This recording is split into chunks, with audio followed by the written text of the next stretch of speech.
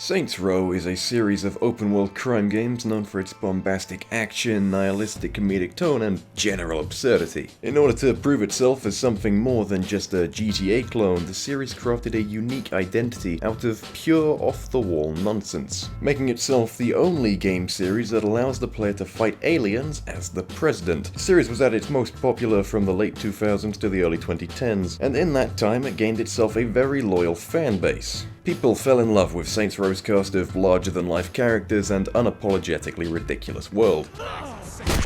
And so, many people were saddened when the series fell dormant. For multiple years, the Saints went radio silent, leaving fans to wonder when, or if, the series would ever return. And they needed to return. Too many video games taking themselves too seriously, living in a real world that's falling apart at the seams. At no point did we need Saints Row more than we needed it now. And then, like a phoenix rising from the ashes, the Saints Row Reboot. One problem: everyone hated it. As soon as it was announced, the Saints Row Reboot received nothing but criticism. People hated the game before it was even released, pointing to the cinematic trailer and complaining that the writing was cringeworthy, the new characters looked soft, and the whole thing just felt soulless. When the actual game was released, people hated it even more. Saints Row fans and series newcomers all banded together with the purpose of bullying the shit out of this game as if it just spat on their mother. The Saints Row reboot was deemed a disgrace, a mistake, and a complete and utter failure. But that was all in 2022, when the game released. Over a year later, the dust has settled, and the game has, for the most part, been forgotten. Thus lies my intrigue. See, when that first trailer dropped, I just might have been the only person on the planet that felt optimistic about this game. I wasn't invested in it, I didn't really plan on playing the game either way, I just thought it looked fun. I liked the setting, I liked the characters, and I thought the cartoony hijinks felt fittingly Saints Row. None of it blew my mind, but none of it spelled doom and gloom for me either, and I believed that the game could be quite good. So, now that some time has passed, I want to give the game a fair, unbiased review, because I'm not sure it ever really got that. Like I said, people hated this game before it was even released. They formed a strong opinion on it before they'd even given it a chance, and so obviously by the time it actually came out, they'd already decided how they felt about it. They hated it. Everyone hated it. The game received nothing but hate, and that's why I'm curious to give this game a fair shake, because the game got too much hate. Like an irrational level of hate. It got to the point where hating the Saints Row reboot became a trend. And the problem with trends is that people follow them simply because, well, that's what everyone else is doing. Let's say you're at a restaurant, right? Someplace fancy, treat yourself. And all the other diners start clapping. You don't know why they're clapping, but they're clapping. Now, the majority of you are going to start clapping with them. And remember, you don't know why they're clapping. For all you know, someone just got scalped at the bar and their stupid llama fringe is currently being nailed to a wall. But there you are, clapping like a fucking monkey. Oh yeah, cool. Woo! Where's everyone looking? Are we looking at that guy? Did he get engaged? I don't know who he is. And there's no shame in that. Everyone does it. It's a built-in survival instinct. But it becomes a problem in cases like these, because it means that people who were maybe indifferent or would have given the game a fair shot have now written it off, not because that's their choice, but because that's what everyone else was doing. And that's why I want to give the game a fair shot, completely unbiased. I want to see if this game was really as bad as everyone would have you believe, or if it's got some hidden magic that everyone was too hive-minded to pick up on. So, over a year later, let's hop in.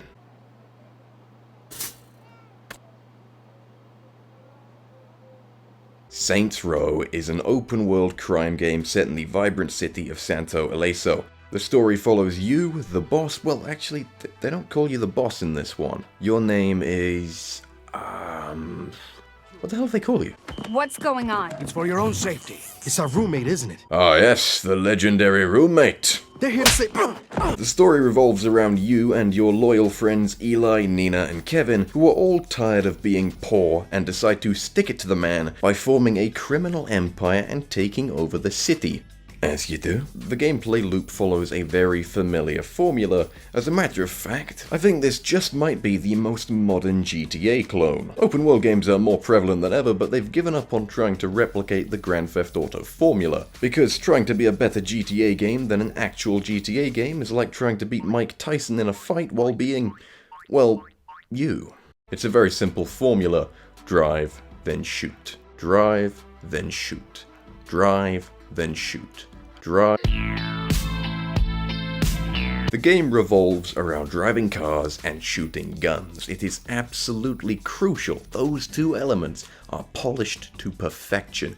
They need to have a good feel to them. Driving the cars and shooting the guns has to be fun. It isn't. This game's main mechanics feel so sluggish, so imprecise when compared to everything that has come before, that it is genuinely baffling it was shipped like this. It doesn't feel like a mistake, like it's broken, I'm sure it's working as intended, it just feels awful. I spent the first few hours of this game constantly hopping into the options menu, desperately trying to make the guns not feel like shit. See, the funny thing is, the enemy AI in this game is terrible. They have no sense of self-preservation. They are either standing out in the open or slowly jogging at you. In any other game, they would be a complete joke, but the gunplay here is so stiff and so slow that simply hitting them becomes a challenge. Let me tell you this, I don't like auto-aim. Being able to aim your gun and decide when to fire is a huge part of almost every video game, so as soon as you enable auto-aim, I figure you might as well have the gameplay itself. So when this game's gunplay compelled me to enable auto-aim because locking onto a target was more enjoyable than aiming the gun myself, that is a huge fucking deal for me.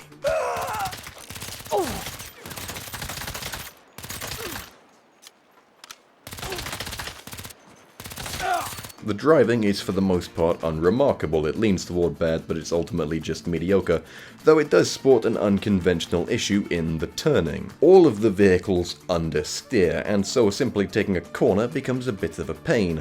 The answer to this is the handbrake. Trouble steering? No problem, just drift around the corner. However, the handbrake is also messed up. As a matter of fact, I'm pretty sure it forgot the whole part about, brakes. You lose almost all control when you apply the handbrake, and I swear the car actually gains speed. So you have a poor turning circle and increased speed. As a result, the handbrake doesn't give you a helpful drift, so much as it gives you a goddamn power slide that more often than not will see you smashing into the opposite side of the street. This game really makes you feel like you're driving Princess Diana.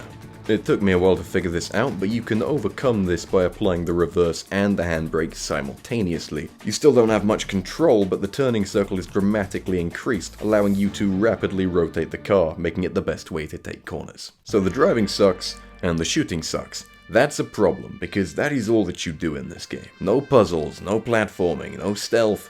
You drive, and you shoot, and it doesn't feel good. The game does not feel good to play. Now, it's not the worst in the world, it does function, the game is playable, but that's not good enough. I can get better driving here, I can get better shooting here, so in terms of gameplay, which, big part of being a video game, yeah, this sucks. But the game is more than its gameplay. Hell, one of my favorite games of all time is a game that I'd say doesn't really play that great, so maybe the game shines in other areas.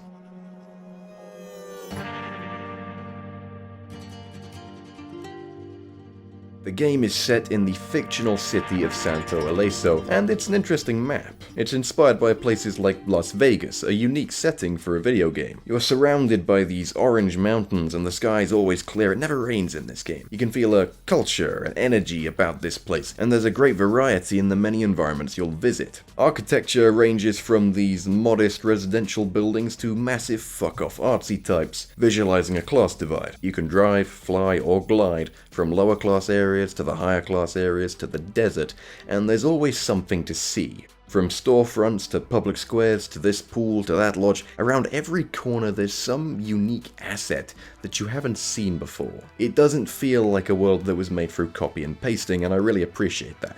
Now, to get my bias out of the way, the map of Santo Ileso as a concept is right up my alley. I love these vibrant, sun-baked, lively type of maps. Things like GTA's Los Santos and Watch Dogs 2's San Francisco, which look so beautiful and feel so alive, and in theory, Santo Ileso should be right up there with them. But the thing is, most of Santo Ileso's benefits exist in concept on paper, and were not translated to the final build. The best way I can describe this map is that it feels like it was made as a miniature, and then when it came time to make the actual map, someone said, hey, why don't we just upscale the miniature?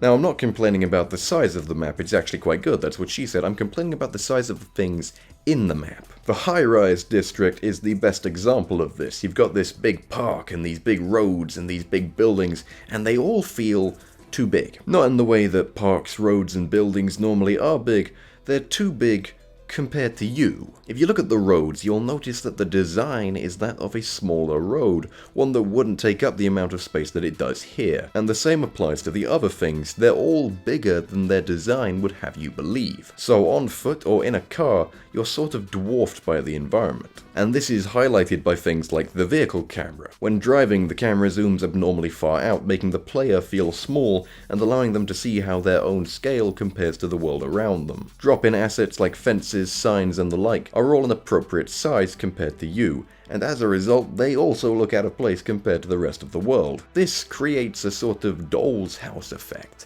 that makes it look like you're running around a toy city. It's an uncanny feeling that makes Santo Ileso a very difficult map to immerse yourself in. The other big problem with Santo Ileso is that it is a goddamn ghost town. The game really struggles when it comes to loading in NPCs, so unless you slowly jog everywhere, which you aren't going to do, then when you get to your destination, it'll look like Chernobyl in the spring. It's so unsettling seeing this huge, vibrant city completely deserted, but that's just how it looks for the first few seconds. The longer you stand around, the longer the game has to catch up with you, and you'll slowly see NPCs start to appear. In around 30 seconds, the street will be fully populated, though even at its maximum capacity, there just isn't enough people in this city. This has a really funny effect on the player's wingsuit. You can unlock an upgrade for your wingsuit that allows you to bounce off pedestrians while gliding to gain more airtime. It's a neat idea because it turns the wingsuit from a gimmick to a viable method of transportation, but in execution, it doesn't work. Because,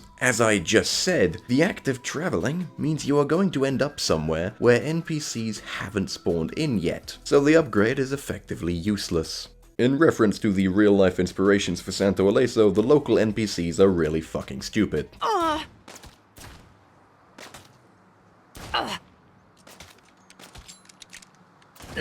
The AI here is so primitive, I honestly think it's on par with the NPCs from GTA San Andreas. Santo Ileso is a bright, vibrant, and varied map. Like I said, there's something different around every corner. So how do the NPCs make use of this world? What do they do in it? Well, let's see. They walk on pavements. I would not be surprised if you told me that the pedestrians of Santo Ileso were added into the game on the day of launch, because these are the most basic NPCs a game can have. They walk on pavements. You're in the casino strip, what are the NPCs doing? They're walking on pavements. Remember that big park I told you about? This place is huge, there's so much grass to lounge on, right? Do they play with a frisbee? Do they do yoga or have a picnic? I'll tell you what they fucking do, they walk on the path. Do they jog? Do they walk with friends? As I've said, the map has a lot of unique assets. Casinos, mansions, stores, there's a big pool here. What do they all have in common? Nobody's there, because they are too busy walking on pavements. No worries, lad, gotta get that step count in. I'll get this out of the way now. The thing I hated most about this game was just how fucking alone it made me feel. Which, you know, I'm a gamer, I'm always alone, but this fucking game. Santo Ileso is completely lifeless. It feels like a world that only exists because you're in it. It's deserted, and then people show up, and they don't even have a pulse. I think it's a great shame. Like I said, Santo Ileso is my type of world. I love the concept of this city, but the execution is just so poor that none of its benefits really shine through. Last time we got creative, I got stabbed 3 times. Hey, it would have been 4 times if Nina and I hadn't shown up. It would have been 0 times if you were on time. This is true. Look, this is really not a big deal. Okay, story and characters. This is the game's biggest point of contention. The plot is very run-of-the-mill. It's about you and your buddies starting a criminal empire, and that's what happens. It's poorly presented, not really that well written. It tries to have these moments of tension and emotion where we're supposed to be moved by the story, but unless you're as susceptible to emotion as a neglected baby is susceptible to a fucking eagle, then you're not going to feel shit. Your own lack of investment makes these moments more awkward than anything. I drove that car all the way here from Guadalajara. My family's so far away. The game's also a bit unclear in where its identity lies. The Saints Row series can be chopped up into two eras. The GTA clone era, where everything was for the most part realistic, and the Saints Row era, where you have aliens, the Matrix, zombies, superpowers, and Burt fucking Reynolds. Burt fucking Reynolds? Who else could keep this town running? The reboot falls into the GTA clone era. Its hijinks are for the most part grounded in reality, but then there are things that just feel like they're from the Saints Row era, like hoverbikes, a building shaped like a boot, and an enemy that creates holographic clones of himself. Also, at the end of the game, the main villain kidnaps your friends. Typical move. What does he do with them? He puts them in a model of their apartment and forces them to pretend that they are his buddies. Obviously, someone in his line of work would be mentally disturbed, but nothing we see about this guy indicates that he's fucking crazy. Why does he do this? Because he's jealous of your friendship. Why? Well, because I cannot live your life if you are still breathing. If you want to play your story that way, that's fine, do it, it's fun, but you gotta go all the way with it. You can't suddenly go all Hitchcock on us at the very end. You have to build up to it, because otherwise the ending will be tonally inconsistent with the entire rest of the game, making it feel jarring and unearned. Speaking of your friends, the new Saints Row cast is probably the most contentious part of this reboot. When everyone decided they hated this game off the first trailer, that was because of these guys. My research said keep your eyes open when you shoot. Rather so.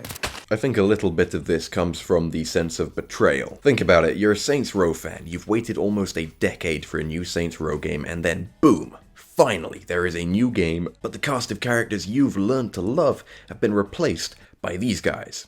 Who the fuck are these guys? Why are they here instead of my buddies? Do they think they're better than my buddies? I don't think they're better than my buddies. I'll fucking fight them. I'll crawl through the screen like the chick from the ring and I'll fucking fight them. But the biggest cause is that these guys are soft. The thing about the original Saints Row cast is that they are a bunch of aggressive, morally bankrupt, irredeemable assholes who would do anything to see themselves come out on top. And that's why people like them. At the time, it was popular to have these edgy anti-heroes who are no better than the people they're fighting against. And so that element is ingrained in the Saints Row identity. So when you replace them with these guys who look like they drink pumpkin spice lattes, know how a hashtag works, and literally sing Kumbaya together, it's not exactly fitting with the whole tough guy routine. Like I said, I was actually optimistic about this game, because I was optimistic about these characters. They aren't traditional gangsters, but that's what I liked about them. I don't know if you've noticed this, but the real world, the one we live in, has effectively been on fire for the past 8 years. Seemingly every government is playing Jenga with society, and it's getting wobbly up here. Inflation is inflating, and seemingly no one can afford to live anymore, myself included. And that's why I love this concept. The idea of a group of hipster everymans forming a criminal empire and taking over a city just because they are tired of not being able to afford rent is remarkably fucking appropriate right now. They don't want to rule the world, they just want it to stop kicking them in the ass. I love that concept, and I was disappointed. While the concept proposes some interesting messaging, the game itself has no interest in exploring these themes. As soon as our heroes form the Saints, it's just business as usual. No mention of where they've come from or attempt to right the wrongs that hurt them. Under the squishy exterior, these guys are at least as selfish as the original Saints. Everything they do is for personal gain. They don't set out to fix Santo Ileso, they just want to own it. Which doesn't really fit in with the types of people they're supposed to be. There's potential to play into this everyman gang, make them actual saints, in contrast to the original Saints. But again, that word I use like I'm getting a nickel for it, it's all in the concept, and it's not in the execution. The game doesn't use the ideas that it sets up and replaces it with nothing of substance. Anyway, It's unhealthy to linger on what could have been. Let's talk about what is. The new Saints consist of the boss, who is naturally kind of a blank slate so that you, the player, can easily project onto them. The character creator is pretty good, by the way. It's not the best, I've experienced multiple minor bugs while using it, but it's got some great options and you can create pretty much anyone you want within reason. Your character can be an amputee now with the addition of prosthetic limbs. You can have 2 prosthetic arms, which I'm sure was really exciting for all the gamers out there without any hands. Then there's Eli, Nina, and Kevin. The problem with these guys is that they're about as blank a slate as the boss. They are incredibly one-note. Eli is really nice and he's smart. Nina is really nice and she's a mechanic. Kev is really nice and he doesn't wear a shirt. The only way this could be better is if you put on a fucking shirt. And please, make Kev wear a shirt. Why is Kev wearing a shirt? They are basic character templates and they do not evolve throughout the story whatsoever. We do not learn anything new about them, they do not face any hardships that change who they are as people. Hell, we don't even really know who they are as people. All we know is that they are your best friends. That is the key theme with these guys. They are really good friends, and the problem with that is that notion is never challenged. You've presumably had at least one friend in your life, so you understand that sometimes you guys will disagree, you'll argue, you might not even like each other. And the true test of friendship is whether you can still be friends after that.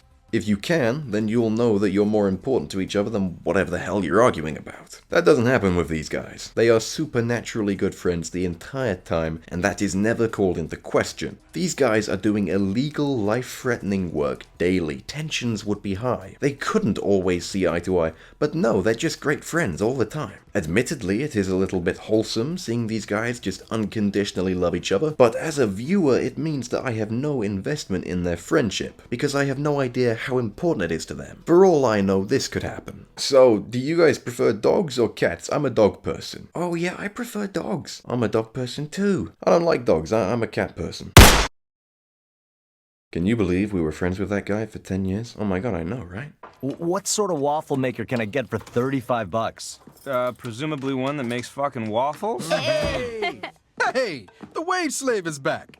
How was your first day? Were the other mercenaries nice to you? The dialogue. Oh, the dialogue. I remember when this came out, people would edit laugh tracks into the cutscenes because they just have that stunted, unnatural sitcom feel to them. You have a job now. You could actually just take the loan.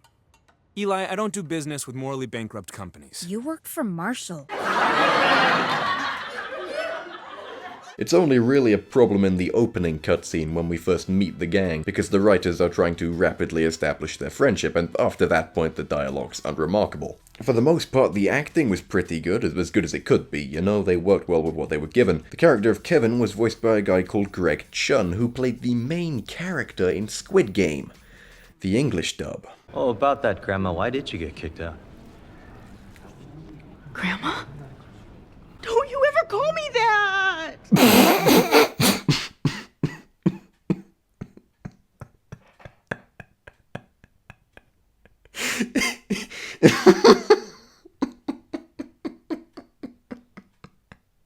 I'm sure it's not their fault.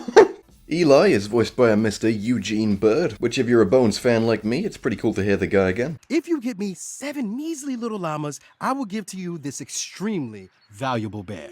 When it comes to voices for the boss, they obviously could no longer afford the absolute juggernauts they had before, but they make up for that with quantity. There's now 8 boss voices to choose from opposed to the usual 6. I can't speak on all of them because I only tried 2. Player voice 1, Max Mittelman, who was really good in Persona 5. Oh, it's like a meaty explosion in my mouth. I'm sorry, what? And player voice 6. I don't know, a ball pit?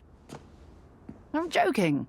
I'm kind of joking. This is the voice of a lady called Emily O'Brien, and I have to focus on her performance for a bit here because, in all honesty, it was the highlight of the game for me, for a couple of reasons. Obviously, she is very easy on the ears, but her performance is also really good. She's got this very cool, classy, slightly posh English accent, which is in quite high contrast to the general tone of the game. But while maintaining that cool voice, she's also got this infectious energy and enthusiasm for just fucking everything. You do some really dumb shit in this game, and hearing her relay said dumb shit while sounding completely genuine was just so much fun for me. That sounds rather complicated. How about I throw myself in front of traffic? And the harder I am hit, the more money we make. Sure, if you want to die. Also, there's gonna be a new Tomb Raider at some point, so I'm just saying. I don't know where this is going, but it sounds like my kind of stupid. Come on, she's a perfect fit, you'd be stupid not to, please. Her performance breathed life into this game, which, as I've mentioned, it's kind of lacking. That's why I didn't listen to any of the other boss voices. Thanks for your help. Thanks for the knife. Think about what I said. Because if you found a unicorn, you don't go back to check the stables. Gandhi said that, look it up. And this is the point I need to make now. There is good stuff in this game. There are unique environmental assets and fun performances. The game wasn't outright funny, but it also wasn't not funny. There are some good lines here and there. No claiming that the other players missed you when their attacks actually hit. No problem. No actual killing of players. Fine. Fine? I really enjoyed the live-action roleplay missions where the gang would have pretend fantasy battles. You can tell the actors are just having a blast. The final piece. Use it! Hurry! Why? Where's Eli? He stayed behind that I might escape. There's also an Easter egg I would not have expected in a million years. Don't fucking touch that! That's not loot! All right, calm down. I won't touch it. I liked that the Saints' hideout was this little rundown church on top of a hill. I thought that was a memorable image. And yes, the game is woke. Oh no, gay people! Hide your children, they might be brainwashed into liking musicals, oh! I'm sure some crust would love to tell you that that's the reason this game is bad, but honestly, the way it's handled here is humanizingly subtle. The game doesn't rub how progressive it is in your face for good guy points. It's small things, like the character creator having a gender slider, or a throwaway line about your friend having dated people of both genders. Remember Teddy? Your ex? The bloke with the ponytail? Other ex-Teddy. The woman with the mohawk? It's not at all intrusive. While simplistic, I thought the wingsuit was fun. The game lets you play the licensed soundtrack on foot, which is always a plus. There is good stuff here. When I was driving around, completing side content, I actually found the game kind of satisfying. But not in a good way. It was satisfying in the sense that Cookie Clicker is satisfying. There's nothing of substance, it's just a success simulator, the most basic form of entertainment. And that's how this whole game feels. It's just paper thin. Is it a bad game? No. Is it a good game? Definitely not. Is it soulless? No. You can feel passion in this. There are unique ideas. This guy has a waffle tattoo, and AI could not have made this. Believe me, there's enough bad stuff to say about this game without having to resort to buzzwords. The game is okay. It takes things that we've seen 1,000 times and it does them worse. The unique ideas it does have, it doesn't follow through with, and it's just fine. It functions, it's serviceable. If this was the first video game I ever played, I would fucking love it. The thing is, I can't recommend this game. If you've played GTA 5, which you either have or should, then you will gain absolutely nothing from this game. There was potential, the concept was good, but none of it comes through. It's this spineless glob of a game, like a half-assed baking job. Yeah, there are worse things to eat. If there was a food shortage, you'd be happy to have it. But there isn't a food shortage, and something much better is right over there. It's just not worth playing. It's so fucking depressing. That said, while I cannot recommend it, I do have to defend this game. The people that hated it the most were Saints Row fans. They'd look at it and they'd say, this game is so bad. The driving and shooting is stiff, unresponsive, and unsatisfying. The open world is ugly and lifeless. The story is dumb, poorly told, and the characters are basic and underdeveloped. And I'm sat there, listening in, thinking, damn. You mean like every other Saints Row game? Hey, calm down, okay? I am putting my red handkerchief away. We are going to have a civil discussion. I'm not condemning the Saints Row games. I've played these games and I enjoyed them. They are occasionally fun, but they were never great games. They've always been these clunky AA PS3 games that are just silly enough to be worth remembering. They don't set high bars, not one that this game doesn't meet. I'm not saying this is the best Saints Row game, I'm also not saying it's the worst, but it's definitely a Saints Row game. It does all the same things, except for one big difference. Let me tell you this now, if they'd made this game exactly the same world, same story, yada yada, it's the same game, but there's one difference. Instead of these new guys, you have the original Saints Row crew. If they had done that, The fans would have loved this fucking game. They would not have complained, well, no more than they usually do. You know what people really should have criticized this game for? The fact that it's a glorified PS3 game running on modern hardware that has the audacity to take 2 minutes to load. 2 fucking minutes. You could shag in that amount of time, or some people could, so I'm told. This game is 80 gigabytes. Where? Are these 80 gigabytes in the room with us? No, they're not, because they're being used up by fucking Saints Row. Point to it.